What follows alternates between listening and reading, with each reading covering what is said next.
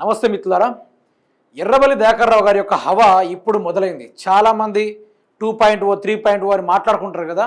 ఏ point లేకుండా అసలు దయాకర్రావు గారి యొక్క హవా ఏ విధంగా లోడింగ్ అవుతుందంటే స్టెప్ బై స్టెప్ అసలు ఏ ఒక్కరిని మందలించకుండానే కాంగ్రెస్ పార్టీని వీడి బీఆర్ఎస్ పార్టీకి చాలామంది వచ్చేస్తూ ఉన్నారు.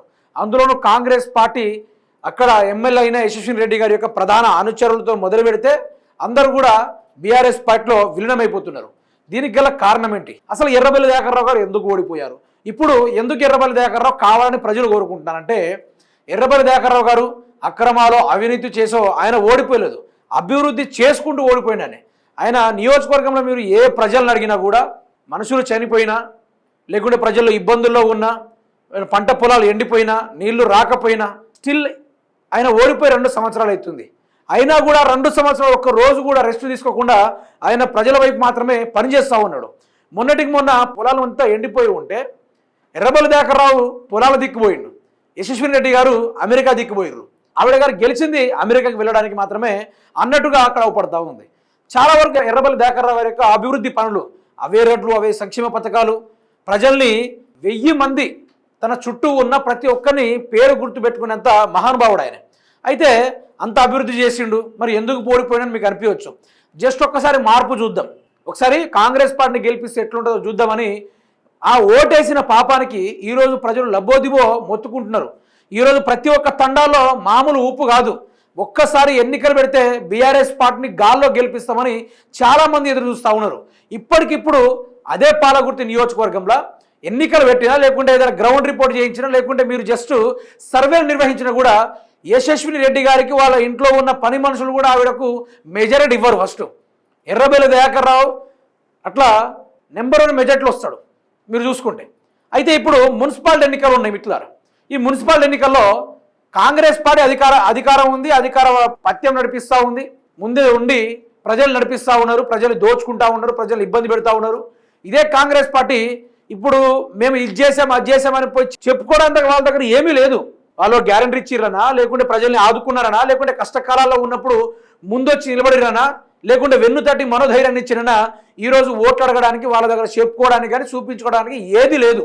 అదే పాలకుర్తి తొర్రూరు మండలంలో మున్సిపాలిటీ ఎన్నికలు ఉన్నాయి. ఆ మున్సిపాలిటీ ఎన్నికల్లో బీఆర్ఎస్ పార్టీ తరఫున వీళ్ళ వంతు వీళ్ళు కృషి చేస్తూ ఉన్నారు.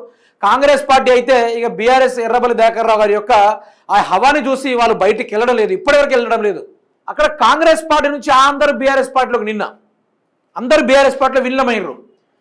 మేము సంపూర్ణమైన మద్దతు ఇస్తాం, బీఆర్ఎస్ పార్టీ గెలవడానికి వాడవాడ గల్లీ గల్లీ బస్టాండు మొత్తం తొర్రూరు చుట్టుపక్కల ఉన్న ఎన్ని వార్డులు ఉన్నాయో అన్ని జల్లడబెట్టి మేమే కాంగ్రెస్ పార్టీకి ఓటేయమని ఊర్లు తిరిగినాం. మేమే ఈసారి ప్రతి ఒక్క వార్డును పట్టుకొని మేము ఎట్టి పరిస్థితుల్లో బీఆర్ఎస్ గెలవాలని తిరుగుతాం, ఈ కాంగ్రెస్ పార్టీకి బుద్ధి రావాలి, మళ్ళీ మీరే అధికారంలోకి రావాలి సార్ అంటూ ఎర్రబెల్లి దయాకర్రావు దగ్గరికి కాంగ్రెస్ పార్టీ నేతలు వెళ్ళి గులాబీ జెండా కప్పుకున్న వ్యవహారం నిన్న జరిగింది. ఇవన్నీ ఎందుకు జరుగుతుంది? ఎమ్మెల్యే యశస్విని రెడ్డి గారు అధికారంలోకి వచ్చారు, అమెరికా డబ్బులు అన్నారు, అభివృద్ధి అన్నారు, స్కిల్ డెవలప్మెంట్ ప్రోగ్రామ్ అన్నారు, ఇసుక అమ్ముడు కాదన్నారు, ఇక నానా రకాలుగా మాట్లాడుకుంటూ వచ్చారు. గెలిచిన తర్వాత ఏమయ్యింది? 1కి 10 సార్లు రేవంత్ రెడ్డి ఢిల్లీకి పోయినట్టు 1కి 20 సార్లు వీళ్ళు అమెరికాకి పోతూ ఉన్నారు. ప్రజలు ఆదుకోండి మహాప్రభు అనే టైంలో వీళ్ళు జెండా ఎత్తేసి అమెరికాకి వెళ్ళిపోతున్నారు. ఆ టైంలో ఆదుకునేది ఎర్రబెల్లి దయాకర్రావే. అక్కడ పంట పరిహార నష్టం జరిగితే ఆ పంట పరిహార నష్టానికి 5,000 10,000 ఎర్రబెల్లి దయాకర్రావు గారు ఇస్తూ ఉన్నారు, అధికారం లేకపోయినా కూడా.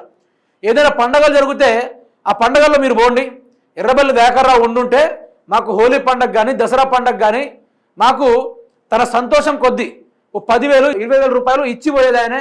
ప్రజలంటే పడి తెచ్చే నాయకుడు, ప్రజల్లోనే ఉండే నాయకుడు, ప్రజల కోసం పరితపించే నాయకుడు అంటూ అక్కడ ప్రజలు ఇప్పటికీ వరకు స్టిల్ మాట్లాడుకుంటూ ఉంటారు. అయితే అదే వ్యవహారం చూసుకొని కాంగ్రెస్ నేతలందరూ బీఆర్ఎస్ పార్టీలో చేరు మిత్రులారా.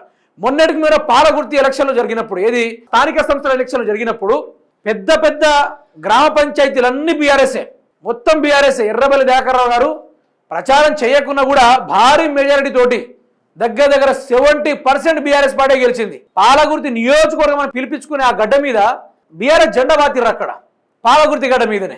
మరి మేము అభివృద్ధి చేస్తున్నాం, కాలువలు పొడుగ్గా తవ్విస్తున్నాం, ఓ 24 కిలోమీటర్లు తవ్వించినాం, ఇంకో మహాదేవ్ చెరువు దాకా తవ్వుకుంటూ పోతాం అనుకుంటూ అసెంబ్లీలో మాటలు ఇక్కడ ఊర్లలో చూసుకుంటే సొంత కార్యకర్తలు కూడా నిలుపుకోలేని పరిస్థితి. అయితే ఒకసారి ఆ విజువల్ చూపెట్టే ప్రయత్నం చేద్దాం. ఎర్రబెల్లి దయాకర్ రావు గారు మాట్లాడిన తర్వాత చాలా వరకు మీరు చూడొచ్చు. ఇగో పార్టీలో నిన్న 300కు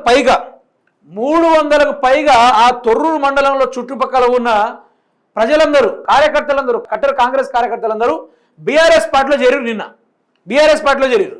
ఇక చూడండి, ఈ ప్రజలందరూ యశస్విని రెడ్డి వస్తే బాగుంటుంది, మాకు బంగారు చైన్లు ఇస్తారు, మాకు పింఛని 6,000 రూపాయలు ఇస్తారు, రేవంత్ రెడ్డి ఇవ్వకున్నా కూడా యశస్విని రెడ్డి ఇస్తా అని చెప్పింది అనుకుని నమ్ముకొని ప్రజలు అదే విధంగా ఉంటే ఏ ఒక్క పథకం కూడా అమలు కాలేదట. ఏ ఒక్క పథకం కూడా అమలు కాలేదు.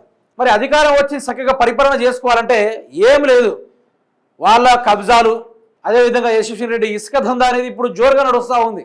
అందులోని పాలకుర్తి యశస్విని రెడ్డి గారు మాట్లాడతారు, ఇసుక అమ్ముకోవడానికి వచ్చామా మేము అనుకుంటా మాట్లాడుతాము, నిజంగానే ఇసుక దందానే సాగుతూ ఉందట.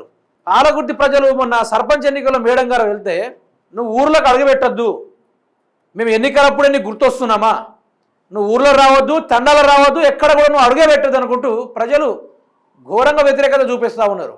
ఇక అవన్నీ తట్టుకోలేక యశస్విని రెడ్డి కొంచెం మైండ్ రిలాక్స్ అవ్వడం కోసం ఈ మెంటల్ ప్రెషర్ని, ప్రజలు ఆ తిట్టే మాటల్ని కావచ్చు, లేకుంటే ప్రజలు ఆ తరుముడు కావచ్చు, అవన్నీ మేడం గారికి మెంటల్ ప్రెషర్ ఎక్కువైపోయి ఆవిడ గారు సీదా అమెరికాకి వెళ్ళి చిల్లై రెస్ట్ అయి వచ్చిర్రు అక్కడి నుంచి. ఇప్పుడు ప్రజలు వ్యతిరేకత చూపెట్టినప్పుడు నీకేం కావాలి, నేను ఇస్తాను మీకు అని మనోధైర్యాన్ని ఇవ్వాలి కదా. ఆ మనోధైర్యం లేదు, ఏది కూడా లేదు, ఏ వ్యవహారం కూడా లేదు. పూర్తి స్థాయిలో కాలయాపన, రేవంత్ రెడ్డికి అద్మానంగా తయారయ్యారు వాళ్ళైతే. వాళ్ళు కూడా కాలయాపన చేసి మొదలుపెట్టారు. ఇప్పుడు మీరు ఏదైనా చూసుకోండి, వద్దన్న కూడా ఎర్రబెల్లి దయాకర్ రావుని వాళ్ళు తలుచుకుంటున్నారు, ఇప్పటివరకు తలుచుకుంటా ఉన్నారు. ఆయన అధికారంలో లేకున్న ప్రజల్లో ఉంటుండు. ఒక్కసారి అదే నియోజకవర్గంలో మీరు తెలుసుకుంటే రియాలిటీ అనేది బయటపడుతుంది. ఇక్కడ ఎర్రబెల్లి దయాకర్ రావుకి సపోర్ట్గానో ఏదోనే కాదు, ఇప్పుడు మున్సిపాలిటీ ఎన్నికలు ఇవి ప్రెస్టేజ్ ఇష్యూ, మళ్ళీ ప్రెస్టేజ్ ఇష్యూ, ఇది మామూలు ప్రెస్టేజ్ ఇష్యూ కాదు, నువ్వా నేను అనుకునే కొట్టాడే ప్రెస్టేజ్ ఇష్యూ ఇది. అందులోనూ కాంగ్రెస్ పార్టీ బలపరచుడు కావాలి కానీ, పార్టీ బలంగా ఉండాలి కానీ, పార్టీ చీరిపోవడం ఇది ఘోరమైపోయింది పరిస్థితి.